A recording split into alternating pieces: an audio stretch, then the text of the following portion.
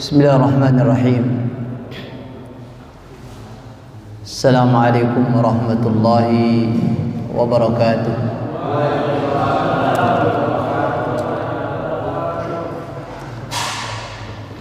Innal hamdalillah alladzi arsala rasulahu bil huda wa dinil haqq liyuzhirahu 'ala ad-din kullih. وكفى بالله شهيدا أشهد أن لا إله إلا الله وحده لا شريك له وأشهد أن محمدا عبده ورسوله الذي لا نبي بعده اللهم صل وسلم وبارك على هذا النبي الكريم نبينا محمد صلى الله عليه وسلم وعلى آله وأصحابه ومن تبعهم بإحسان إلى يوم الدين أما بعد Khatul iman rahimakumullah. Kita bersyukur kepada Allah malam hari ini kembali Allah pertemukan kita di tempat yang penuh dengan keberkahan ini insyaallah, dalam rangka mengisi hari-hari kita, waktu-waktu kita dengan bekal amal saleh yang insyaallah semoga apa yang kita lakukan malam hari ini menjadi catatan amal saleh kita di sisi Allah Subhanahu wa taala. Amin ya rabbal alamin.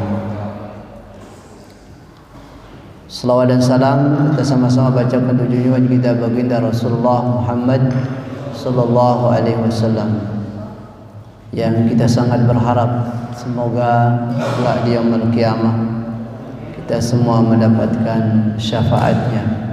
Amin ya rabbal alamin.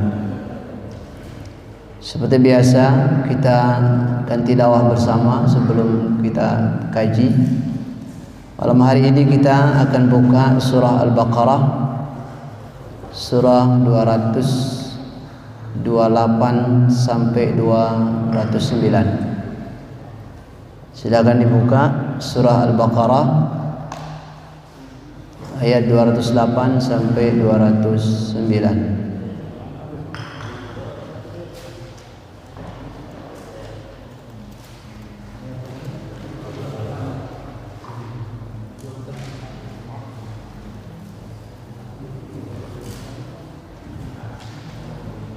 Sudah?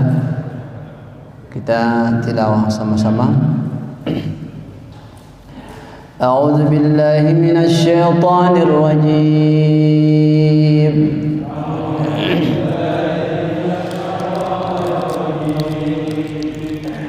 بسم الله الرحمن الرحيم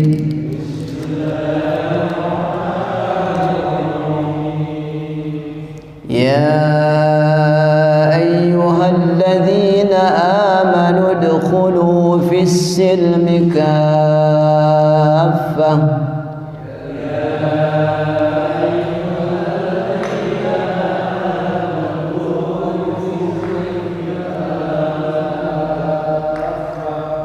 ولا تتبعوا خطوات الشيطان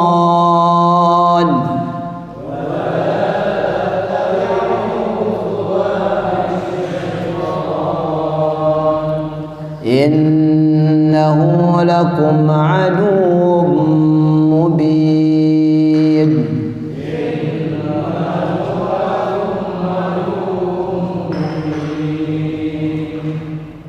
فإن زللتم من بعد ما جاءتكم البينات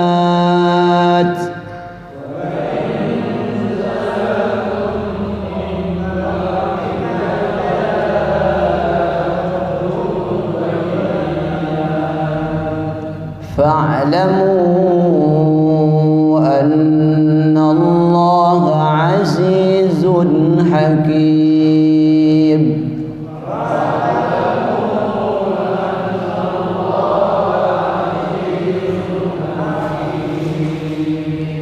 Baik, barakallahu fikum jami'an. Semoga Allah berikan keberkahan dari tilawah yang kita baca tadi. Amin ya rabbal alamin. Kata lima rahimakumullah, dalam ayat ini ada beberapa perintah dari Allah Subhanahu wa taala. Perintah pertama, Allah ingatkan agar kita menerima syariat Islam ini secara utuh. Sehingga Allah membahasakan dengan masuklah kamu ke dalam Islam secara kafah. Jadi masuklah ke dalam Islam secara kafah ini artinya apa? Terimalah syariat ini dengan kafah.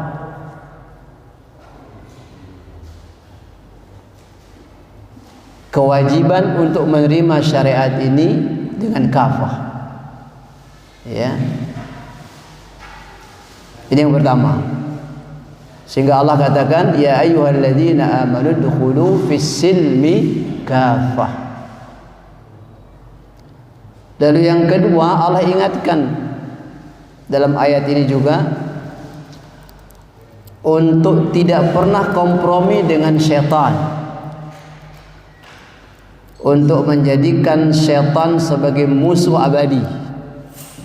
Sehingga Allah tegaskan, jangan pernah kalian mengikuti langkah-langkahnya syaitan. Karena ternyata syaitan itu bukan punya satu langkah, banyak langkahnya. Ya.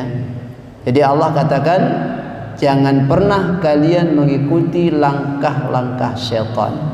Jadikan dia sebagai musuh, bukan sebagai teman. Maka dalam surat Fatir Allah katakan apa?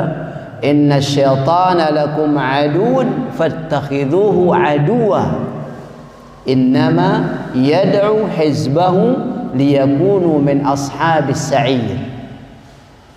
Dalam surah Fatir Allah katakan sesungguhnya syaitan itu ya adalah musuh kalian, maka jadikan dia sebagai musuh.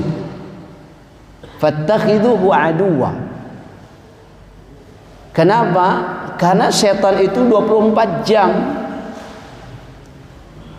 berusaha untuk menjerumuskan manusia ini agar ia tidak lagi di jalan Allah.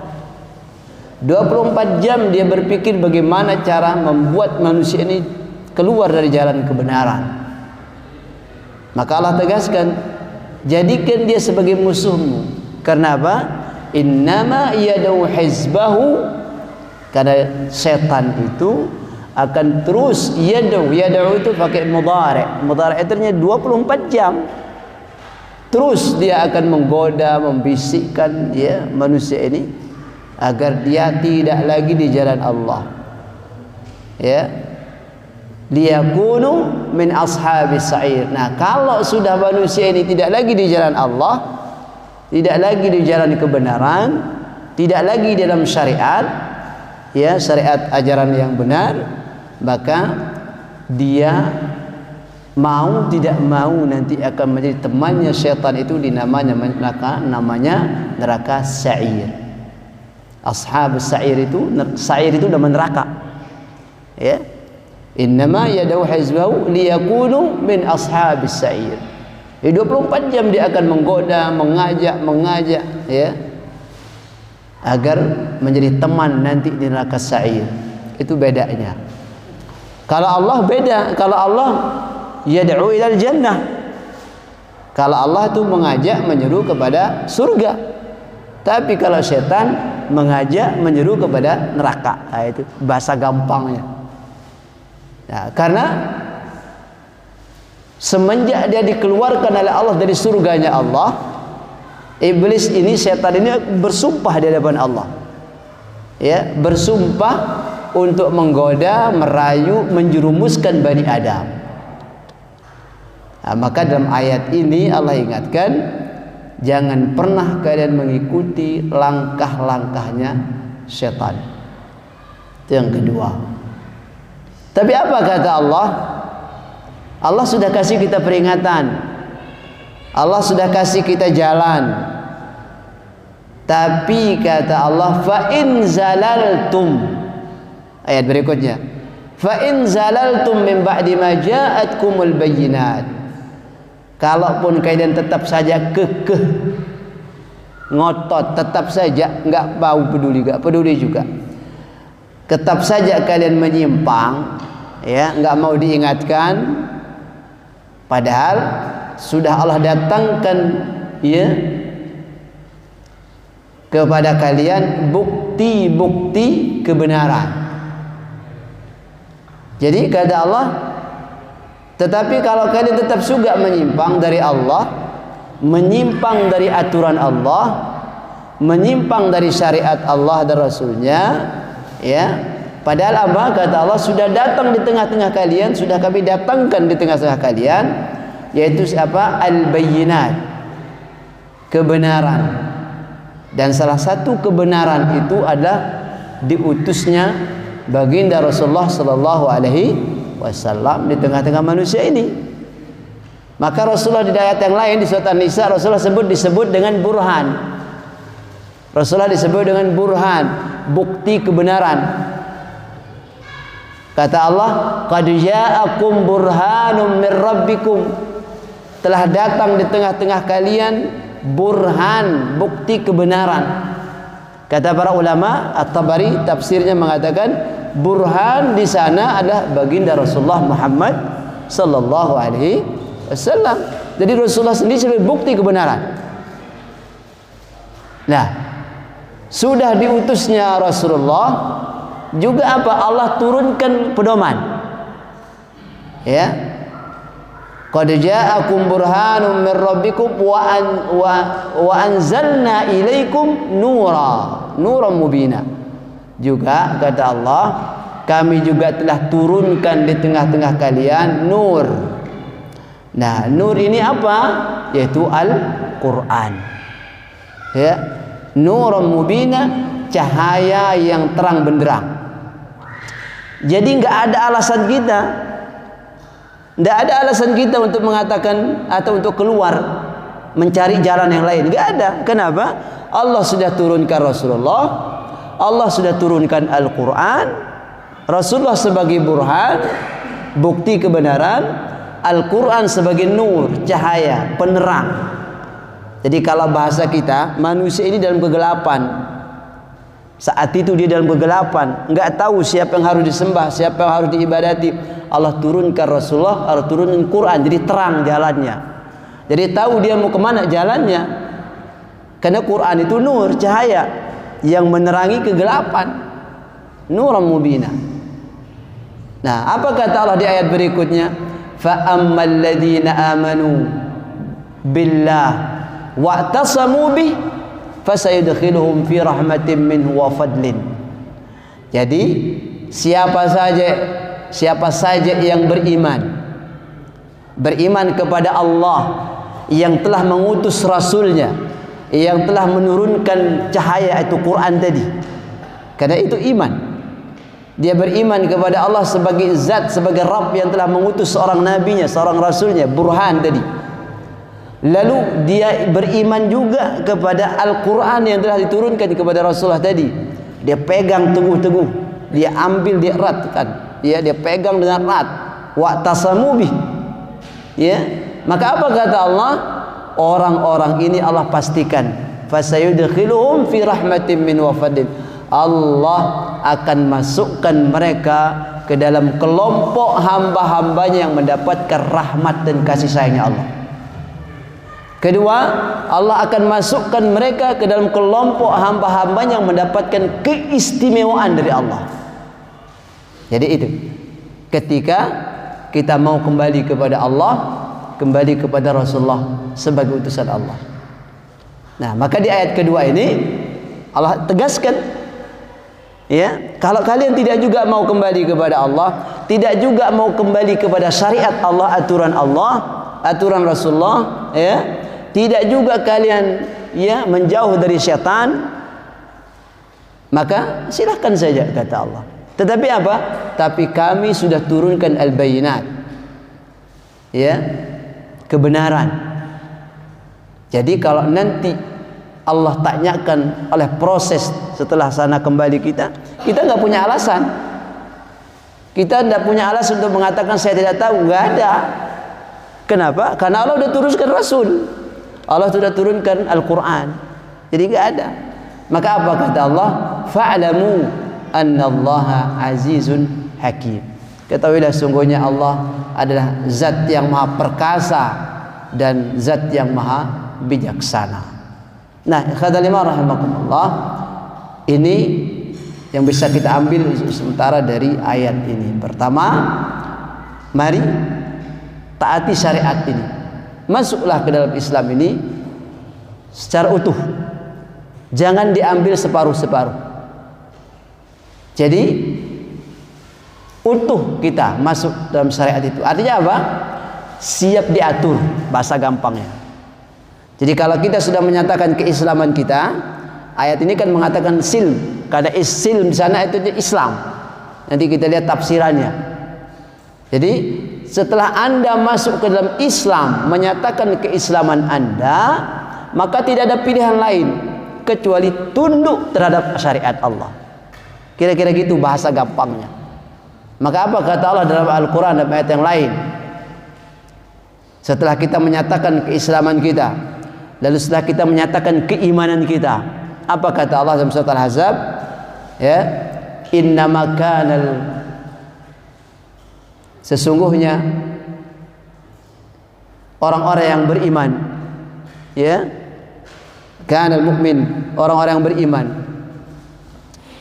baik laki maupun perempuan. Kata Allah, apakah dia laki atau apakah dia perempuan? Ketika Allah dan Rasulnya menyeru dia, memanggil dia, ya, wa ma kana al-mu'minun, ayat itu mengatakan wa ma kana al-mu'minun, tidak sepantasnya orang-orang yang telah menyatakan dia beriman, ya, apakah dia laki maupun perempuan. Idza qadallahu amran, apabila Allah telah memastikan, idza qadallahu wa rasuluhu amran, apabila Allah dan Rasulnya sudah menetapkan satu urusan perkara syariat dalam agamanya, aturan dalam agamanya, maka kata Allah tidak ada pilihan lain. Ya, tidak ada pilihan lain kecuali apa? Kecuali Anda tunduk kepada syariat itu. Idza qadallahu wa rasuluhu amran ay yakuna lahumul khiyaratu min amrihim. Jadi enggak ada pilihan lain untuk memilih jalan yang lain, enggak ada. Kenapa? Karena pertama Anda sudah menyatakan diri sebagai seorang muslim, yang kedua Anda sudah menyatakan diri Anda sebagai seorang mukmin. Jadi apa? Ada konsekuensinya. Jadi menyatakan diri sebagai seorang muslim mukmin itu, ikhwah fillah, itu harus ada konsekuensinya. Apa konsekuensinya? Dalam Al-Quran Allah katakan, apabila Allah dan Rasulnya menyeru kalian, memanggil kalian untuk kalian masuk ke dalam syariatnya, maka tidak ada pilihan lain. Itu konsekuensi sebagai seorang muslim, sebagai seorang mukmin. Artinya apa? Bahasa gampangnya, kita harus siap diatur. Jadi bukan kita yang atur Allah, tapi kita yang diatur oleh Allah dan Rasulnya. Karena nggak ada pilihan lain. Nah, kalau Anda keluar dari itu semua, jadi apa? Anda cari pilihan yang lain. Nggak maulah ikut Quran, nggak maulah ikut hadis, nggak mau ikut Rasulullah, ya, nggak mau ikut Al-Quran. Hari ini ada fenomena yang luar biasa. Seorang manusia yang dilaknat oleh Allah mengatakan apa? Quran itu bukan kalamullah. Ya? Dia bilang Quran itu ucapan Muhammad Rasulullah sallallahu alaihi wasallam. Lalu dia lecehkan Rasulullah, dia lecehkan Al-Quran dan seterusnya. Artinya apa? Anda cari jalan yang lain. Maka apa konsekuensinya? Konsekuensinya Anda setelah keluar dari kebenaran, maka Anda setelah masuk dalam kesesatan. Jadi hati-hati. Baru kemarin saya ditanya, bagaimana Ustaz dengan pernyataan orang yang menyatakan Quran ini bukan kalamullah? Saya katakan, kalau ucapan itu keluar dari lisannya dan dia yakini dalam hatinya, ya, maka orang itu sudah keluar murtad dari Islam. Apalagi mengingkari, ya, mengingkari isi Al-Quran, mengingkari isi Al-Quran, mengingkari hadis Rasulullah. Kalau ucapan itu dikuatkan dengan hatinya, diyakini apa yang diucapkan itu, kata para ulama, dia sudah murtad, keluar dari Islam. Nauzubillah min dzalik. Jadi enggak gampang, karena ini konsekuensi. Ya, maka apa kata Allah? Afatu'minuna bi ba'dil kitab wa takfuruna bi ba'd. فما جزاء من يفعل ذلك منكم إلا خزي في الحياة الدنيا ويوم القيامة يردون إلى أشد العذاب وما الله بغافل عما تعملون. Apakah kalian beriman kepada Al-Quran, kepada kitab itu sebagian saja, separuh, sebagian saja, lalu sebagiannya kalian ingkari? Kalian ingkari, nggak percaya. Ini sebagian kalian ambil, lalu sebagian kalian ingkari, kalian campakkan. Nauzubillah min dzalik. Maka apa kata Allah? Kalau itu yang dilakukan dan itu terjadi pada seseorang, maka Allah pastikan dia kehinaan bagi orang ini, akan Allah hinakan dunia sampai akhirat. Dan salah satu bentuk kehinaan di akhirat nanti, Allah akan giring dia ke dalam neraka yang azab yang sangat pedih. Dan Allah pastikan Allah tidak pernah tidur, Allah tidak pernah lalai dari apa yang kalian ucapkan dan apa yang kalian perbuat. Kalau hari ini mereka melecehkan Al-Quran, melecehkan Rasulullah, melecehkan Islam, Allah nggak tidur. Allah tahu. Wa mallahu bighafilin amma ta'malun. Allah tidak pernah lalai dari apa yang mereka perbuat. Jadi Allah tegas. Jadi kata lima rahimakumullah, maka ayat ini mengingatkan kepada kita masuk ke Islam secara utuh. Ya, jangan setengah-setengah. Karena ya kalau setengah tadi, sebagian dia imani, sebagian dia ingkari. Itu setengah-setengah namanya. Dan ada konsekuensinya. Nah, maka di dalam surat An-Nur itu Allah telah tegaskan juga bahwa konsekuensi seorang mukmin itu adalah ketika dia mengaku sebagai orang mukmin, sebagai seorang muslim, maka harus masuk tunduk ke dalam perintah Allah dan Rasulnya secara utuh. Nah, dalam ayat ini kita lihat tadi kata asil, ya, oleh Imam At-Tabari, Ibnu Jarir At-Tabari dalam tafsirnya, beliau mengatakan bahwa asil itu adalah, bahkan mufassir-mufassir yang lain termasuk Ibnu Abbas, ya, Mujahid, Qatadah, ya, dan Ibnu Zaid dan seterusnya, bahwa mereka mengatakan, sepakat mereka mengatakan asil dalam ayat itu adalah al-Islam. Al-Islam. Jadi Islam utuh. Jadi masuklah ke dalam Islam secara utuh. Masuklah ke dalam syariat Allah secara utuh. Masuklah ke dalam syariat Rasulullah yang dibawa Rasulullah secara utuh. Ya, kafah. Jadi kata kafah itu utuh, menyeluruh. Ya, jadi itu Ibnu Jarir, Imam Ibnu Jarir dalam tafsirnya, begitu juga ulama-ulama tafsir yang lain termasuk Ibnu Abbas, Mujahid, Qatadah dan seterusnya, As-Sudi dan seterusnya, sepakat mereka bahwa asil dalam ayat itu bermakna yakni al-Islam. Kata lima rahimakumullah. Lalu apa makna kafah? Apa makna kafah dalam ayat ini? Kata Ibnu Katsir Ibnu Katsir dalam tafsirnya beliau mengatakan bahwa kafah dalam ayat itu bermakna jami'an, semuanya. Ya, walaupun kita sering mengatakan keseluruhan, semuanya, ya. Sehingga ayat yang kita baca tadi bermakna apa? Maknanya bahwa ayat ini memerintahkan kepada setiap hambanya, setiap kita, setiap hambanya untuk mengambil, ya, mengambil semua aspek Islam, ya, dan syariahnya. Jadi semua, tidak separuh-separuh. Jadi makna kafah tadi ini adalah perintah Allah kepada sang hamba untuk mengambil semua aspek Islam dan syariatnya, ya, secara utuh, mengamalkan perintahnya dan meninggalkan semua yang dilarang.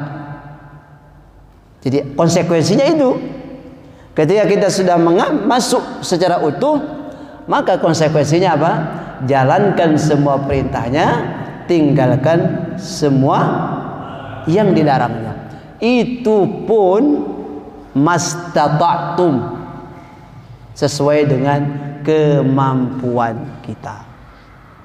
Ya, nggak ada model kita ini nggak ada yang bisa sempurna. Kita harus akui, kita bukan kelas tipenya sahabat, ya, jauh. Sahabat, tabi'in, jauh, nggak ada apa-apanya. Kita model kita ini. Maka untung ada firman Allah, fattaqullaha mastata'tum. Takutlah, bertakwalah kalian kepada Allah. Jalani semua perintah Allah dan Rasulnya. Tinggalkan semua perintah Allah dan Rasulnya sekemampuan kalian, semampu kalian. Karena untuk bisa sempurna nggak bisa, model kita ini nggak bisa. Tapi bukan berarti ini jadi alasan untuk apa? Saya kelemah, nggak berdaya. Nggak, bukan itu. Tidak bisa jadi alasan itu. Ya, tetap usahakan semaksimal mungkin. Adapun nanti di sana ada kekurangan, ada kelemahan, itulah pertanda memang kita tidak mampu. Memang itulah tanda kita memang tidak berdaya. Sampai sana kemampuan kita. Jadi usahakan dulu, maksimalkan dulu ikhtiar kita, upaya kita. Baru kita mengatakan sampai sana kemampuan saya. Ya, jadi bukan jadi alasan untuk menjadi bermudah-mudah gitu, enggak. Ya, walaupun ayat mengingatkan kita fattaqullah mastata'tum. Walaupun ini juga tafsir ini mengatakan apa ya? Tadi masuk kamu ke dalam Islam secara seluruh utuh, tinggalkan, lakukan semua perintah Allah utuh, tinggalkan semua larangan Allah dan Rasul secara utuh sesuai dengan kemampuan kalian. Kenapa? Nggak ada yang sempurna. Model kita ini nggak ada yang sempurna. Pasti banyak salahnya daripada sempurnanya. Ya, sehingga itulah sebabnya kata Imam rahimakumullah, hampir setiap kali kita melakukan amal saleh, ketaatan, kita diingatkan, termasuk ketika selesai sholat, habis sholat, assalamualaikum, ucapan pertama yang kita ucapkan apa? Astaghfirullah. Kenapa? Karena apa? Karena nggak ada yang jamin Anda dari takbiratul ihram sampai salam tuh khusyuk 100%, nggak ada. Bisa jadi banyak ngelamunnya. Iya. Bisa jadi. Apalagi kalau imamnya panjang bacaannya.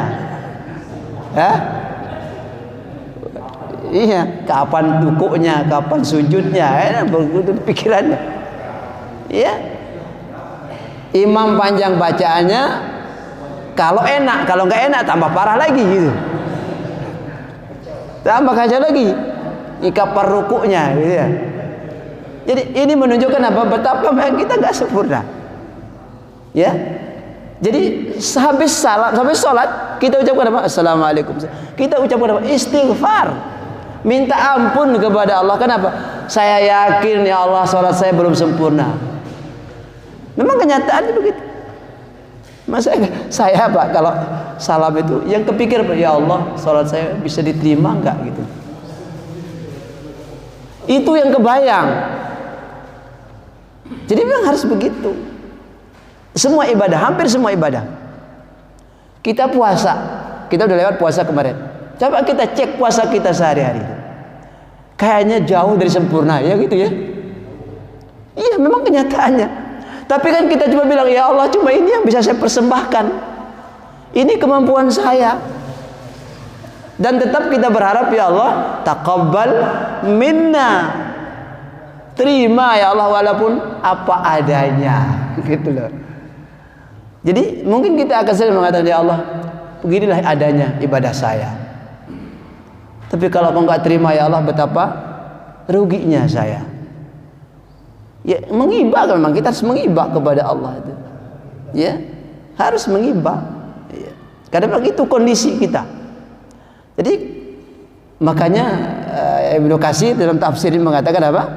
Ujungnya mengatakan itu membuat kita agak bergembira sedikit gitu ya, dan kata-kata sesuai dengan kemampuan Anda. Jadi menjalankan semua perintah Allah, meninggalkan semua yang dilarang oleh Allah dan Rasulnya ini belum bisa 100% kita, sehingga masih mungkin banyak bolongnya. Ini makna kafah yang dijelaskan oleh para ulama. Kata lima rahimakumullah. Kita pindah ke yang berikutnya. Lalu Allah ingatkan dalam ayat tadi, wala tatadu khutuwati syaitan. Jangan kalian ikuti langkah-langkahnya syaitan. Karena langkah syaitan itu 1000 langkah dia, Pak. Kalau kita berapa langkah kita?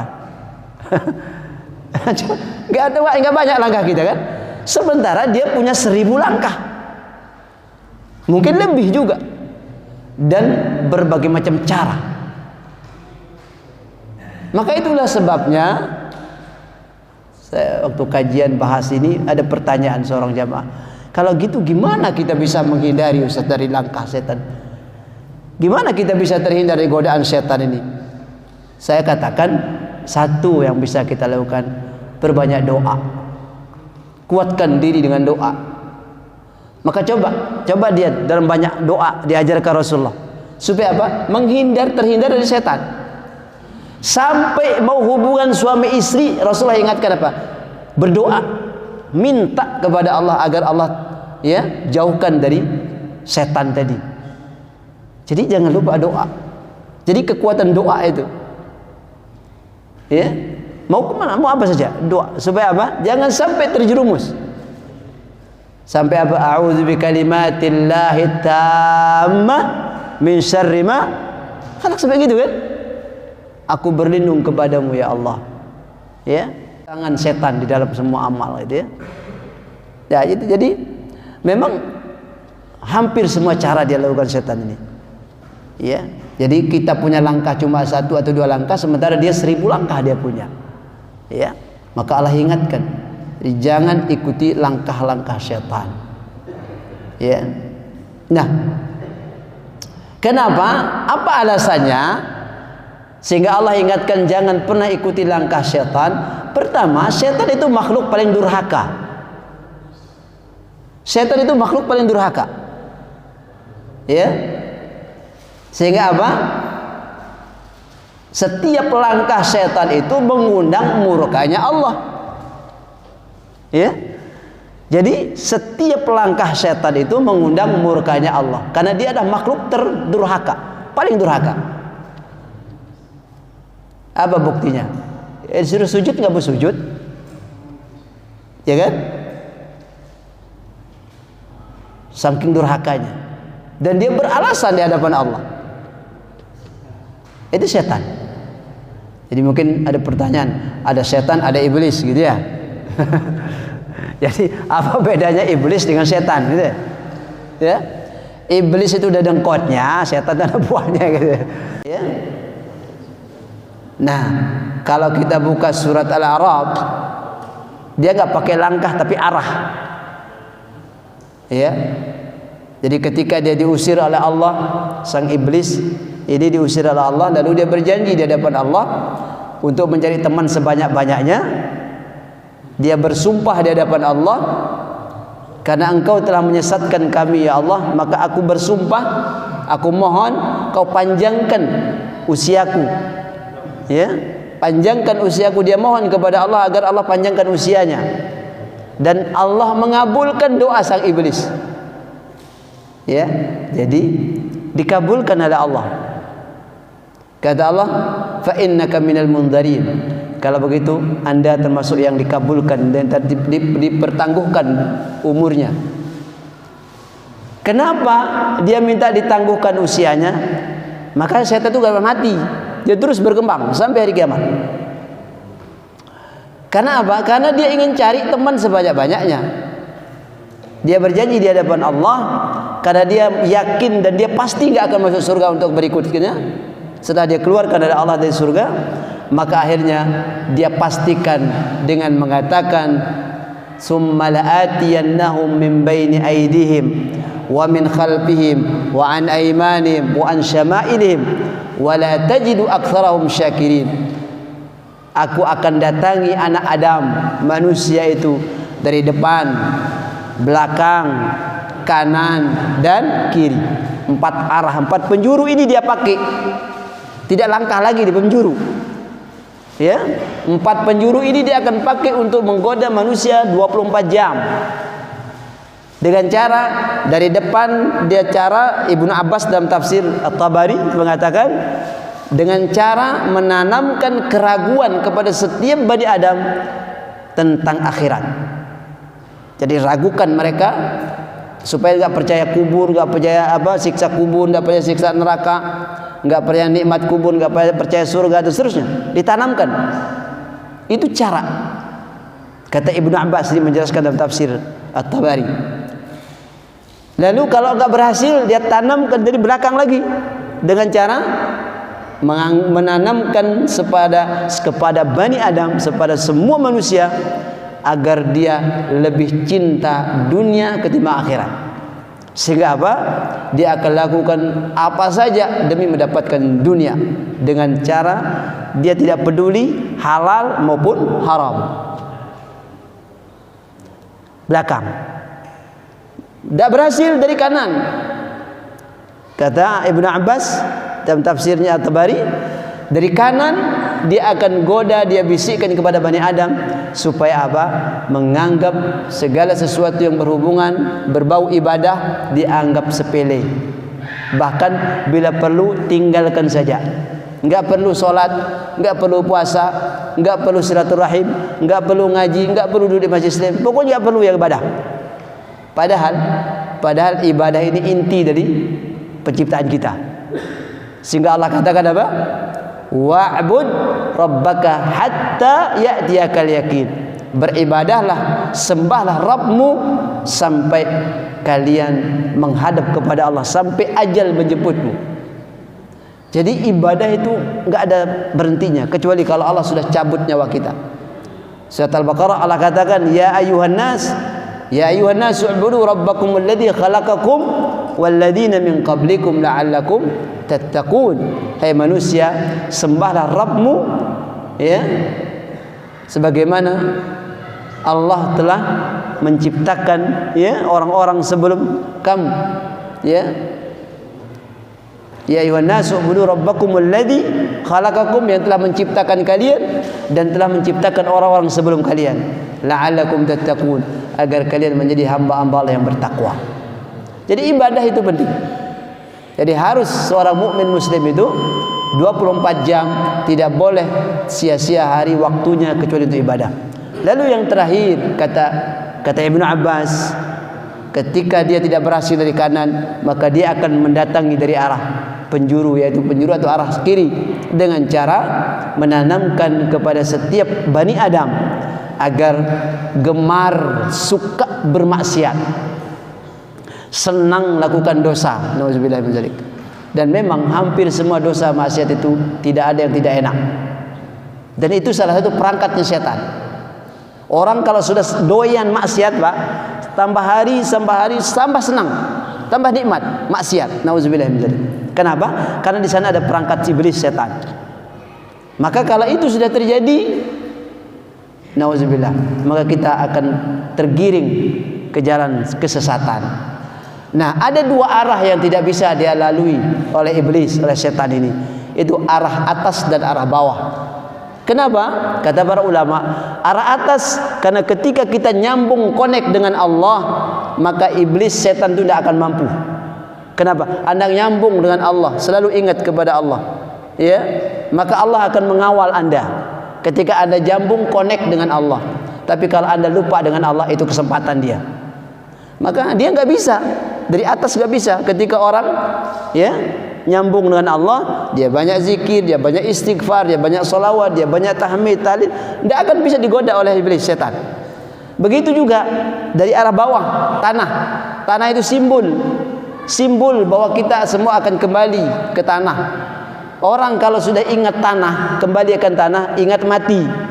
Kalau orang sudah banyak ingat mati, boro-boro diajak maksiat, Pak. Kenapa? Ingat mati. Jangan-jangan lagi maksiat mati. Nauzubillah min dzalik. Jadi enggak ada sempat si iblis setan. Udah takut duluan kita. Jadi makanya enggak bisa kalau orang nyambung ke atas connect ke bawah. Kenapa? Kata Allah, minha khalaqnakum wa fiha nu'idukum wa minha nukhrijukum taratan ukhra. Dari tanah ini aku ciptakan kalian, dan dari tanah ini juga kalian nanti akan masuk ke dalamnya, dan dari tanah ini juga kalian akan keluar nanti pada hari yaumul ba'ats. Jadi kalau orang sudah banyak ingat mati, enggak nafsu sama maksiat, Pak. Ya, insyaallah enggak nafsu kita untuk maksiat. Kenapa? Ingat mati. Nauzubillah min dzalik, jangan sampai orang mati dalam maksiat. Nauzubillah min dzalik. Ya, karena pernah saya ceritakan di sini, ada orang yang mati dalam maksiat, seorang pemuda. Apa muda saya ceritakan? Belum ya? Kalau sudah ya biar saya ulang gitu. Jadi ceritanya, ini seorang syekh, seorang ustadz, seorang kiai syekh ini datang dalam sebuah jenazah. Jenazah yang meninggal dia anak muda. Ada anak muda yang konon begitu dia mau dimandikan, dia lihat sama seorang syekh ini, seorang ustadz ini, tangannya terlilit perbal. Mau dimandikan, perbal. Kata sang syekh ini, buka itu perbal. Kenapa? Harus dibuka karena harus dimandikan, dibersihin. Kata keluarganya, kata waris atau keluarganya lah ya, nggak bisa, ini nggak bisa dibuka. Kenapa? Nanggung malu karena di tangannya ini ada remote kan gini kan, remote TV lah, remote TV.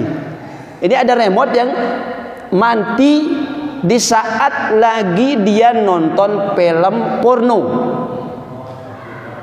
Karena dia mainkan remote kan, dia mainkan TV, remote sana kemari.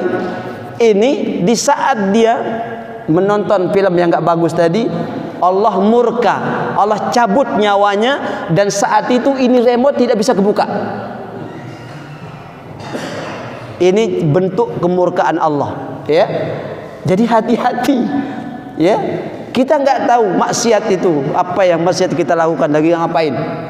Jadi ini penyebabnya, sehingga apa? Nggak bisa dibuka ini remote keras. Ya kalau Allah menghendaki, gimana cara? Nggak bisa. Jadi ternyata begitu dicek, kenapa ini anak muda ini mati lagi ngapain? Rupanya mati lagi nonton film yang nggak bagus, nggak beres. Nauzubillah min dzalik. Maka itu yang saya katakan tadi, ya, kalau kita sudah ingat mati, kayaknya nggak selera sama maksiat itu, Pak. Nauzubillah min dzalik. Kenapa? Khawatir jangan sampai kita wafat dalam hal yang tidak baik, ya. Maka teruslah bermohon kepada Allah agar kita dihindarkan, dijauhkan oleh Allah dari hal-hal yang seperti itu, ya. Mudah-mudahan kajian yang sedikit dia ada manfaatnya, ya. Allah terima semua amal saleh kita, ya. Allah jauhkan kita dari segala tipu daya setan. Hadanallahu wa iyyakum ajmain. Kita tutup dengan kafatul majlis. Subhanakallah bihamdik, asyhadu an la ilaha illa anta astaghfiruka wa atubu ilaik. Assalamualaikum warahmatullahi wabarakatuh.